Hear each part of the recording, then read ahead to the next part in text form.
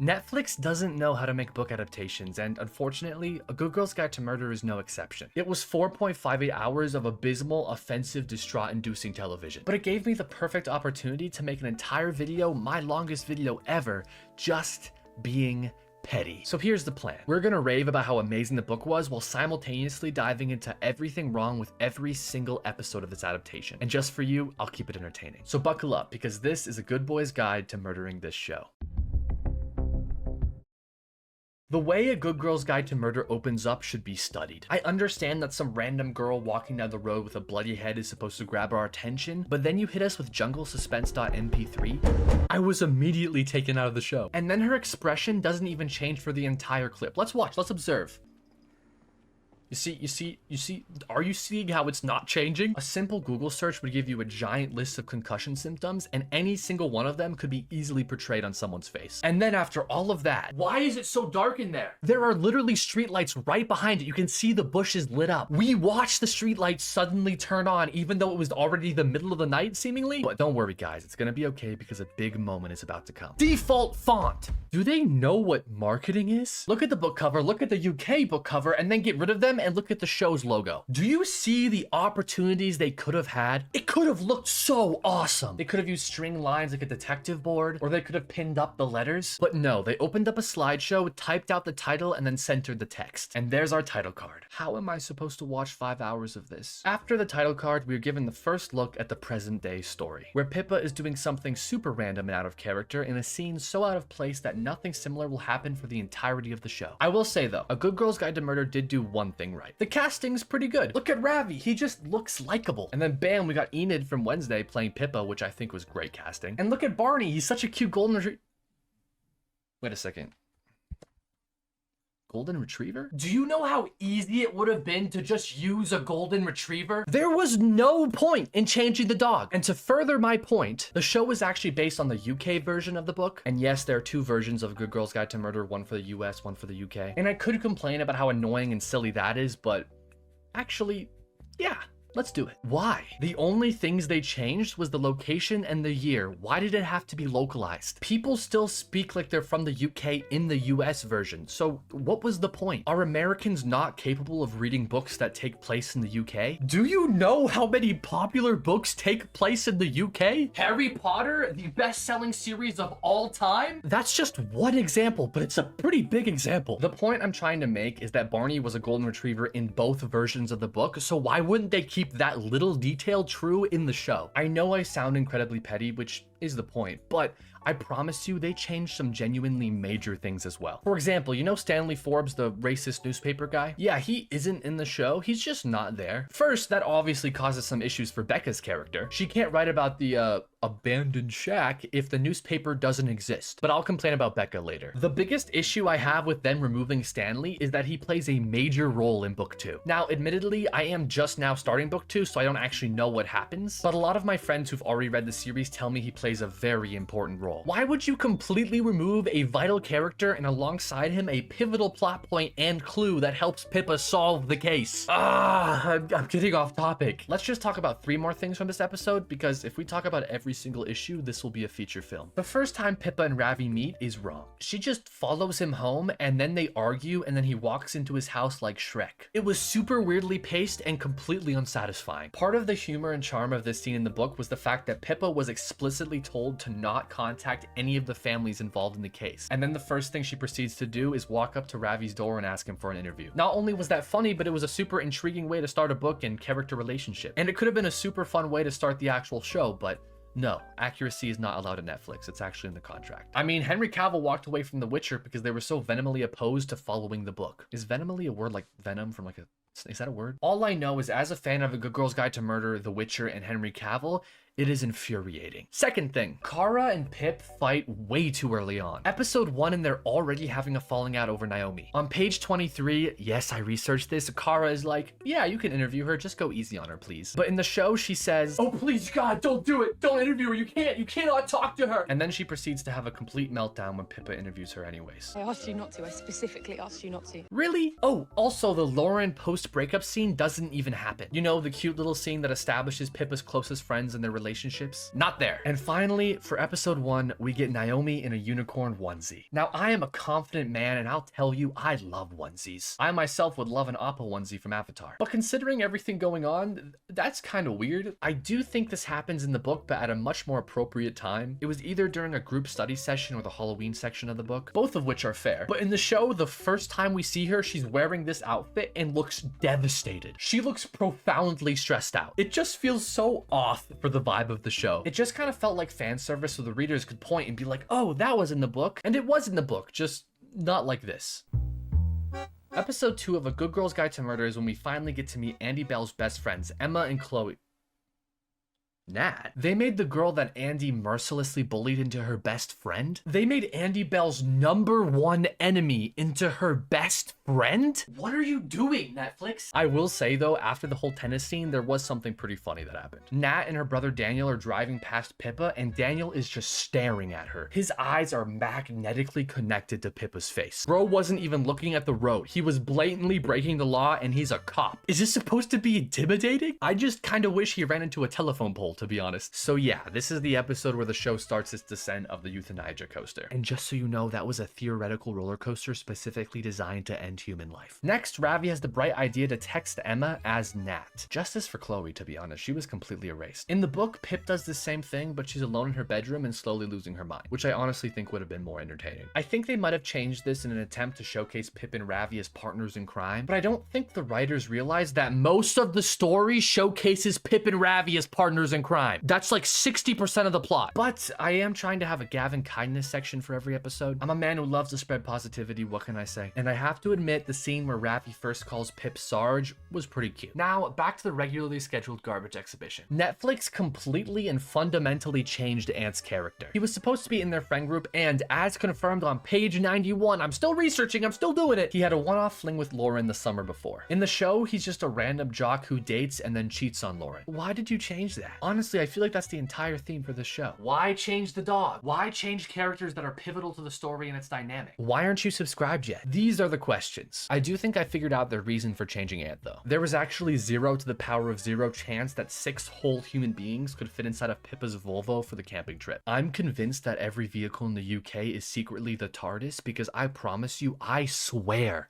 that car was already full to the brim before the humans got inside of it. So yeah, adjustments had to be made and Ant was one of them. I will give them this though. They got the color of Pip's car right. She drives a red car in the show, except sometimes the car looks kind of orange if the lighting is right. I feel like they totally could have chosen a more red, but now I'm just being pissy for no reason, so let's talk about the camping trip. This is gonna be fun. Why the fuck did we need the peeing in the woods scene? Maybe it's because I'm a guy, but that felt entirely unnecessary. I don't think either of us needed that in the show. It did, however, lay the perfect groundwork for Pippa to go get the football player to go chase the weird stranger. Except Ant isn't there. And wait a second, am I about to criticize the book? Yes, I am. In the book, Ant doesn't help. The guy on the football team doesn't help. But in true Netflix fashion, they took a scene and turned it into a scene. Oh, I gotta breathe. Pippa takes off after the stalker completely alone, all by herself. And not only is this the saddest low effort run I have ever seen in television, but this whole scene was so lame, anticlimactic, unimportant feeling. How'd you make such important plot points so boring? Oh, and while we're at it, I should mention that this is the episode where they find out that Daniel was part of the Andy Bell case. And it took Pippa a third of the book to figure that out, and even at that point in the story, it was kind of like a best guess. What are you doing? And then we also have Ravi and Pip posing as Emma meet up with Nat, which was stupid. And then Nat tells us that Max Hastings is sketchy, which is actually a fair change. Originally, we learned that from Becca's friend, and that is her only role in the book. So I think it's fair to repurpose a one-off character. What? Jess is a more developed character in the show? Really? Are you sure about that?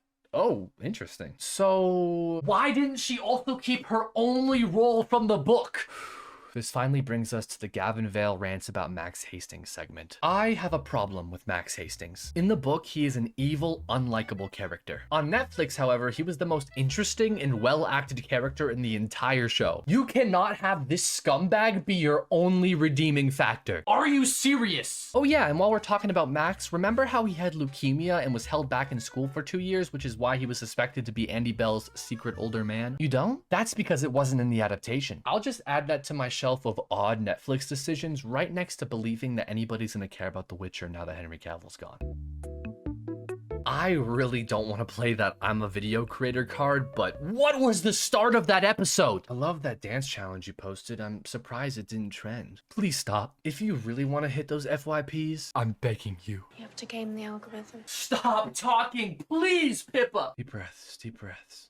I hated that sequence. And while we're at it, who just gives someone their phone like that? And also, what the heck are your visibility settings? If bro had been on private, it wouldn't have even gotten 1,300 likes. Who wrote this script, bro? Side note, I do want to make fun of Dylan real quick. He dresses all hip with his backwards hat and baggy clothes, but he sounds like a 12-year-old Shakespearean prince. The point of the game isn't to talk. End of side note. Time to detox by saying something positive. The score was pretty good. I liked the music, with the exception of Jungle MP3. Now, back to overanalyzing. What did they do to Howie? Who is this guy? Why does he have his own den? And why does he have this weird, trashy sofa throne? Are you serious right now? What about the entire scene at Howie's house? The house on the road? The scene that contributed more clues to the story? Did they even mention where Andy's car was? Did they even mention she could drive? And what about the parking lot? Oh, actually, they couldn't do the parking lot scene because Stanley doesn't exist. Also, what was with Hawiwi's scar? Was that supposed to make him scary? He just looks dumb. I'm sorry, Netflix, but your Howie is sad and makes me sad by proxy. And it only gets worse. Upon Pippa's return home, we are greeted by a scene of her calling Ravi. Ravi is playing a video game. I like video games. In fact, I sometimes live stream them on Twitch. But this scene further pushes home the point that the writers are so out of touch. Bro is just saying random phrases. The catacombs. I wonder if I should go help the resistance. Why couldn't you just choose a popular game in 2012 and make it a little Easter egg? It wouldn't even be breaking copyright if you did it right, which I know you have the money and resources to do. Also, you can see the light being flashed onto Ravi's face, and it is the same exact repeating pattern of light. He is clearly not playing a game. I would have preferred they reference Fortnite than just have him put on youtube.com/flashing lights video. But you know what? Enough of that. I'm talking about games too much. It's time for a series of different but equally painful events. Pippa gets threatening text messages way too early in the story. And then for some reason, Becca Bell confronts her and starts talking about her sister's dimples. She had a dimple just here. Thank you for that riveting information, Becca Bell. Now, please go away. Then Pip's mom gets mad at her for talking to Ravi about EPQ stuff. It's way too early in the story for her mom to be angry about the EPQ, and if I'm remembering right, Pippa promised her teacher that she wouldn't talk to the families, not her mom. The pacing of this story is causing me physical harm. But wait, it's not over. We have the long-awaited breaking into Bell House segment. Why was Andy stash in a stuffed rabbit? And Pip, why did you take your phone out of your pocket, flip it on silent, and place it out of your reach when Ravi explicitly told you? He specifically said, if there was an issue, he would text you. And one more thing. How is Becca supposed to use the roofies on you if you take the drug bunny now? It doesn't make sense, man. And to finish out the episode, we didn't even get the real men wear floral when breaking and entering line from Ravi. This is a disgrace. This episode conjured the same feeling of annoyance you get when you're super comfortable and cozy in bed, and then you flip over and you realize something's stuck in your eye and you just can't get it out. I'll see you later, chicken. It's Pickle! He doesn't call her chicken. He calls her Pickle. It is such a major minor thing that would have taken one less letter of effort to write in the script, and that's why it's making me mad. And I like chicken significantly more than I like pickles, so I am compromising my morals to tell you this. And then we have Pippa's mom have a complete mental breakdown about her EPQ. I could be remembering this wrong, but it was never that dramatic in the book. Her mom was never that annoying of a character. Plus, in the book, Pippa changed her EPQ because she was being threatened by a random stranger. It wasn't because her mommy said no.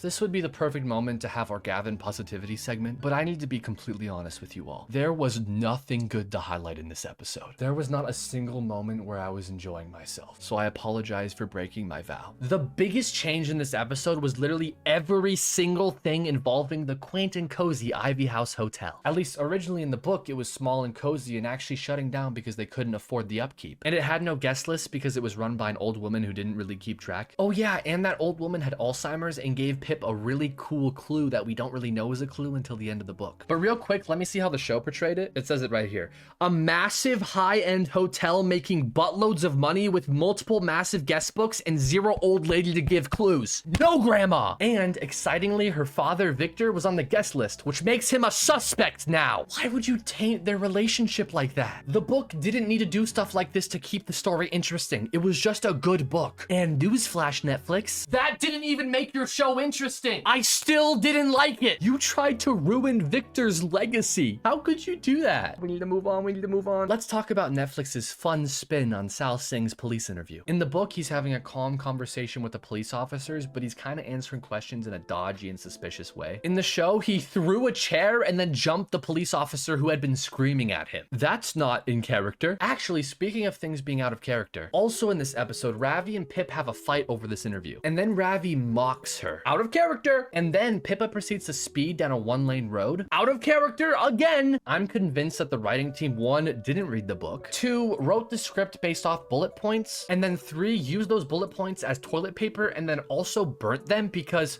who read the book anyways? Me and over 7 million people. Save your oxygen. It's okay. You're about to have to yell again, so just take a break. Okay, let's see what's next. Naomi just tells Pippa the tango tits clue? Are you serious? You have to be kidding me. That not only implies that Naomi knows about the photo, which she shouldn't, but it's also a clue that was just handed to Pippa. That's the problem with this show. Every single thing Pippa learns is either dumb luck or just tossed into her lap. There is almost no actual detective work. And the book is full of that. Like, what about the awesome scene where Pip and Ravi retrace Sal's footsteps and figure out that he would not have had enough time to actually kill Andy Bell? In that moment, they were like, oh, he's innocent. And we don't get that. You know what? I've come to a realization. I lied to you earlier. There is one good part of this episode. The ending. Max Hastings is still the best character in this show. Why are they making me like his character? He is evil. Bro straight up walks in the door and says, Oh dear. I don't know, it made me laugh. It was funny. The contrast of that scene was expertly done. Immediately after that, we learned that Max flipped someone's car while driving drunk, which is not great, but in the book, he straight up hit a guy. So I do think the change was reasonable. I mean, showing someone just get hit by a car would have been pretty gruesome to watch, whereas flipping a car is kind of cool. I need to be careful. Nothing about drunk driving is cool, kids. Do not drink and drive, please. I'm just gonna move on. After telling Pip this earth-shattering bit of information, Naomi proceeds to go dance and subtly cry because she can finally let go of all the guilt she's held on to for years. But the accident still happened, and her dead best friend is still framed for murder because of it. Naomi is supposed to be terrified after telling Pip, and rightfully so. They covered up a crime which was then used to cover up a murder. You are not guilt-free, Naomi. That being said, I do like Naomi's character, so I'm sorry that all of that happened to you, and I hope you feel better soon. But now, finally, all of this blah has led to one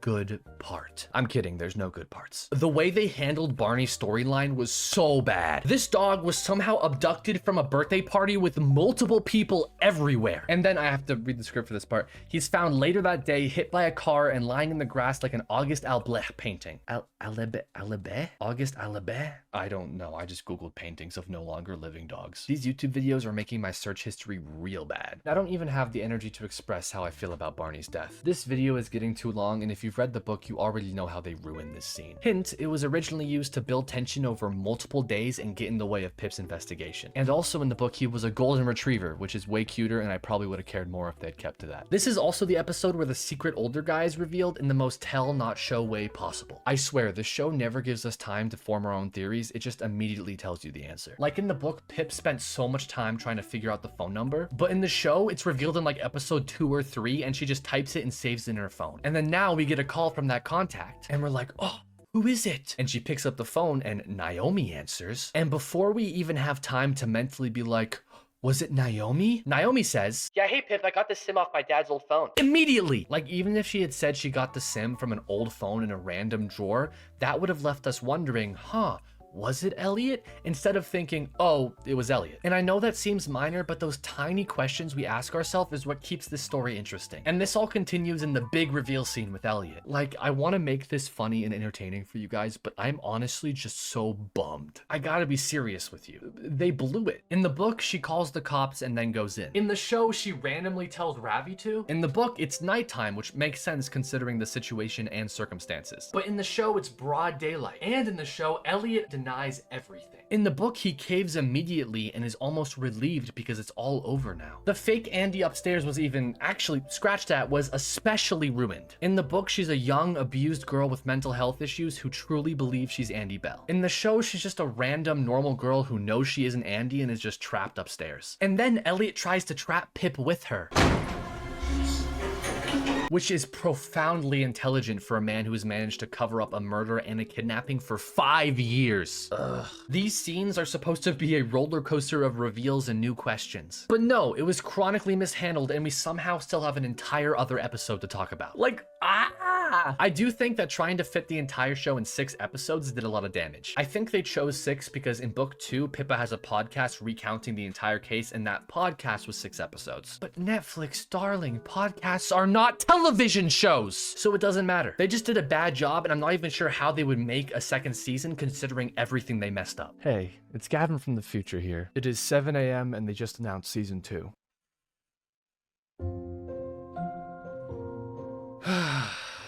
I could just sigh and that would sum up this episode perfectly. Elliot did not kill Barney, so who did? The show doesn't make me care or even think about it. The biggest plot twist in the entire story doesn't really matter because we didn't even have any clues. And now Ravi's leaving? And everything with Jason Bell is in the totally wrong place in the story. And Kara is the one tracking Pip's phone for some reason. And the place that Becca hid Andy's body is a random cave in the woods with no narrative connection. Like, were the writers even trying to tell a story? Well, actually, to be fair to them, they do make a reference to the drug bunny from episode 3. But Pip stole the drug bunny in episode 3, which means that Becca would have had to take out the roofies before all of that happened, which doesn't really make sense. Why would Becca take them out when she had no reason to use them? And to top off the adaptation with a gray, sad, depressing bow, we don't even get to see Pip and Ravi's speeches at the end. We just get a rather anticlimactic kiss. Really, Netflix? Really, BBC? How did you make me, a single man who loves romance to a sad degree,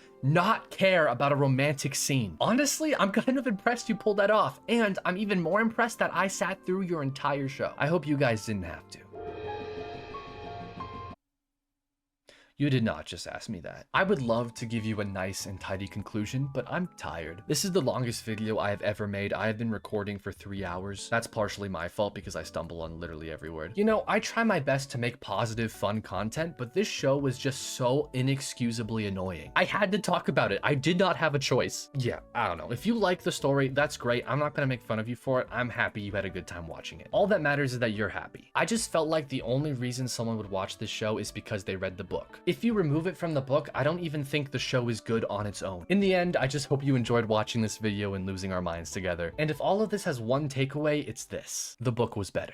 The video was supposed to end there, but we need to talk about something. As of recording this, I just finished book 2, Good Girl, Bad Blood. I also now have a vendetta against Holly Jackson. What did I just read? I am devastated, man. What the heck? Why did you make me cry about Stanley Forbes? How did you take Stanley from one of my least favorite characters to the first character to make me sob like a diuretic child? Wait, I don't think I know what diuretic actually means. I pray they don't make a season 2. Please, I am begging you, do not butcher the story anymore. I can't take it. I'm devastated. I'm heartbroken. And all my friends who have already read this book are asleep because it's 1 a.m. Okay, so I can't even talk to anybody. I'm talking to a camera alone in my room, in the silence, in the dark. My prayer. Oh yeah, and one more thing. Deuces.